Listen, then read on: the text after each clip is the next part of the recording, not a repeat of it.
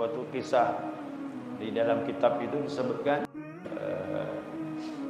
ini dialami seorang ulama pada salah itu, apakah Ibnu Mubarak atau lupa sih. Maknanya dia berangkat haji gitu. Ya, dia mau berangkat haji. Ini yang mengalami itu Abdullah bin Mubarak. Abdullah bin Mubarak ini atau Ibnu Mubarak ini ulama besar tabi'in dia belajar dengan sekian sahabat. Jadi dia melaksanakan ibadah haji.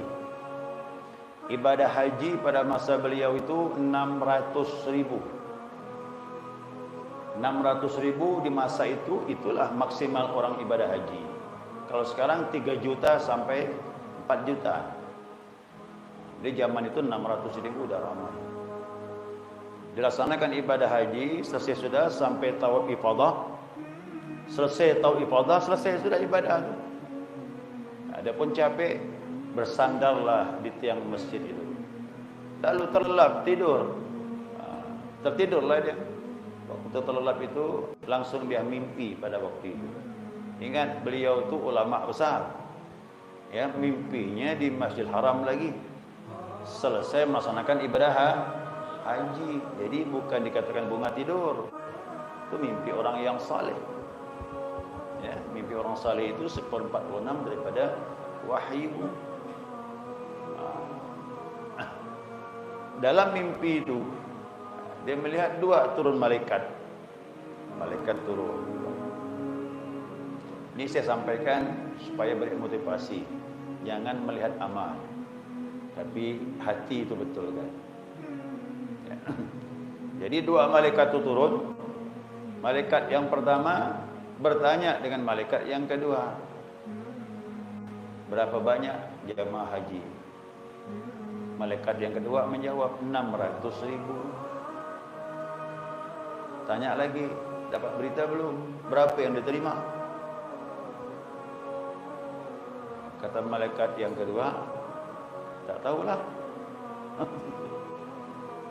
Ya. Turun malaikat yang ketiga nih. Turun. Abdullah bin Mubarak mimpi itu mendengar langsung dia.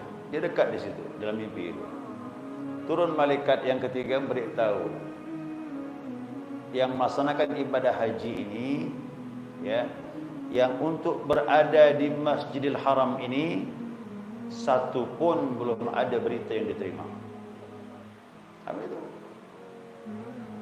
Tapi Allah berisyarat bahwasanya ada satu hamba Allah yang Allah pertimbangkan niatnya. Dia tak berangkat tapi haji niatnya diterima. Itu sebab dalam kitab itu namanya Ali Al-Muwaffaq. Ya, Ali Al-Muwaffaq.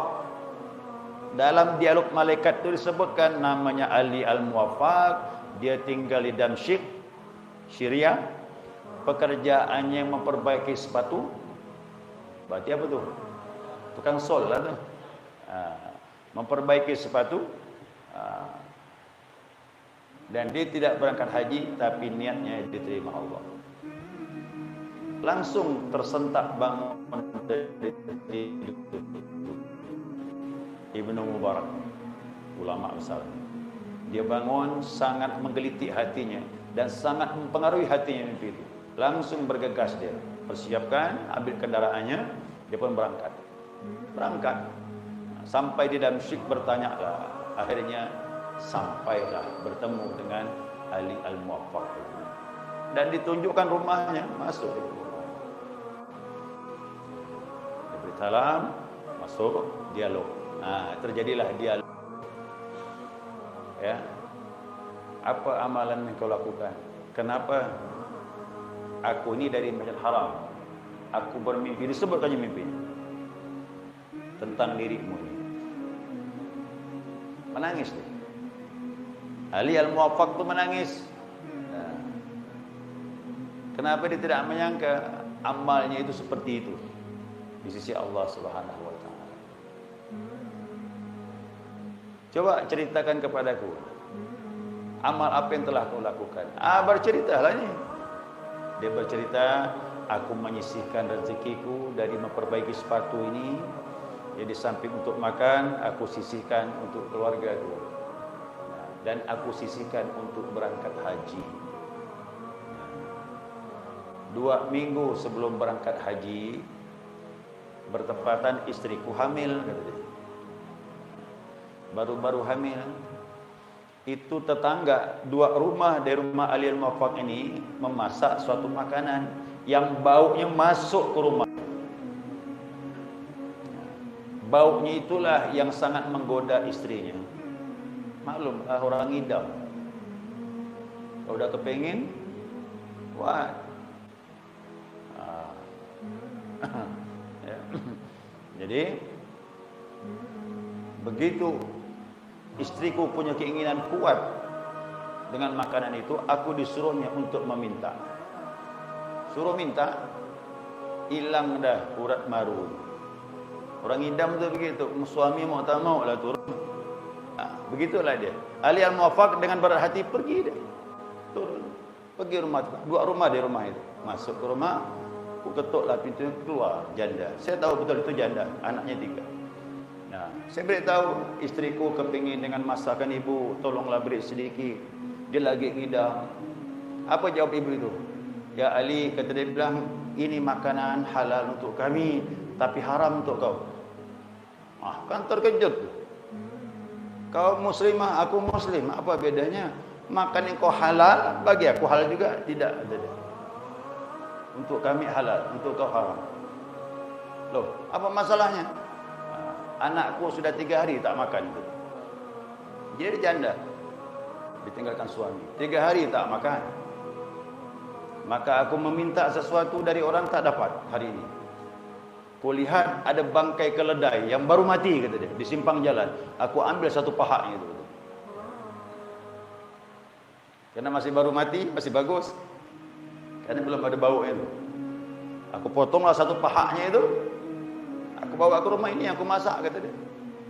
Dan aku mengetahui betul ini darurat bagi kami. 3 hari kami tak makan, kami harus makan walaupun bangkai. Dan agama memperbolehkan kami makan ini, tapi untuk kau haram. Betul lah tu. Jadi kadang hukum berbeda gitu. Tertegun Ali Al-Muwaffaq itu mendengar cerita ibu itu, masih bilang, ya ibunda, tolong tunggu sebentar, saya pulang ke rumah dulu. Pulang ke rumah, uang untuk haji semuanya dibawa. Uang untuk haji dibawa semua, letakkan kasihkannya. Ini ibu ambillah. Mungkin hajiku hanya sampai di depan rumahmu saja. InsyaAllah. Itu dia bilang, mungkin hajiku hanya sampai di sini. Ambil, dia ambil, kasih semuanya. Ibnu Mubarak, seorang ulama besar, terkagum. Apa kata Ibnu Mubarak bilang? Walaupun kami ini orang yang mengerti agama, belum tentu mampu melakukan seperti apa yang kau lakukan. Jadi pantaslah kalau ibadahmu, niatmu diterima oleh Allah Subhanahu wa taala. Tak berangkat haji, tapi hajinya diterima. Dan dalam dialog malaikat itu, sebab dia inilah yang 600.000 di Masjidil Haram diterima Allah Subhanahu wa taala. Itu maka amal jangan sepelekan. Yang tak mampu berkorban, silakanlah bersedekah, boleh. Jangan berkecil hati. Allah lihat niat di hati kita itu. Ya, yang mampu berkorban, alhamdulillah. Yang tak mampu, sedekah saja. Ya, silakan bersedekah. Allah berfirman, "Fashalli li rabbika wanhar." Salatlah dan korbanlah. Nah, salat di sini salat Idul Adha. Tidak ada salat yang mengiringi berkorban kecuali salat itu hanya Idul Adha saja. Maka Idul Adha itu kata ulama disebut Idul Akbar, Id yang besar. Adapun Idul Fitri Idul Asghar, Id yang kecil. Maka dari segi pahala berbeda. Idul Adha lebih besar pahala dibandingkan Idul Fitri. Apa sebab? Kerana nasnya itu langsung dari Al-Quran. Sedangkan Idul Fitri ibadah itu dari hadis Nabi SAW. Nah, kemudian di samping salat kita dianjurkan berkorban. Ya, berkorban. Adapun berkorban ini hewannya telah ditentukan. Tak boleh hewan di luar daripada ditentukan. Ya, berkorban di antaranya dengan unta. Kemudian sapi ataupun kerbau sama. Ya. Kemudian lagi kambing. Kambing pun bermacam-macam. Ya, ada disebut ghanam, ada disebut syatun, domba atau kambing kampung sama, mirip-mirip dia semua. Yang jelas tiga macam inilah, unta, sapi dan kambing. Bagaimana kalau kita berkorban dengan banteng? Tak masuk dia. Walaupun mirip dengan sapi. Paham itu? Yang banteng ulama tak masuk dia. Walaupun mirip-mirip karena tidak kategorikan, karena itu masuk binatang liar tu banteng. Yang ini kan ternak, ya. Dasarnya mana? Itu surah firman Allah Subhanahu wa taala mengenai masalah binatang ternak. Ya, bahimatul an'am. Yaitu an'am itu binatang ternak, banteng tak termasuk. Nah, kemudian lagi bagaimana berkorban pakai ayam? Unta tak boleh, karena tadi disebutkan dalam nas. Ya, kita ibadah sesuai dengan petunjuk Rasulullah sallallahu alaihi wasallam. Kalau mau lakukan boleh, tak masalah. Ada yang bertanya, saya ingin menyembelih ayam Pak Ustaz, boleh. Tapi jangan bilang korban. Terserahlah, sedekahlah udah dengan ayam itu. Kalau ikhlas boleh jadi mengalahkan yang berkorban dengan kambing atau sapi. Memungkinkan itu? Ya, mungkin kan, ikhlas kan kita tak tahu. Ikhlas letaknya dalam hati. Kecil ibadah berangkat dari hati yang bertakwa karena Allah Subhanahu wa taala. Oh, besar, jadi kayak gunung, bahkan lebih dari gunung. Tapi amalan segunung kata ulama, kalau tak berangkat dari hati yang zuhud dan ikhlas kepada Allah, boleh jadi seperti pasir.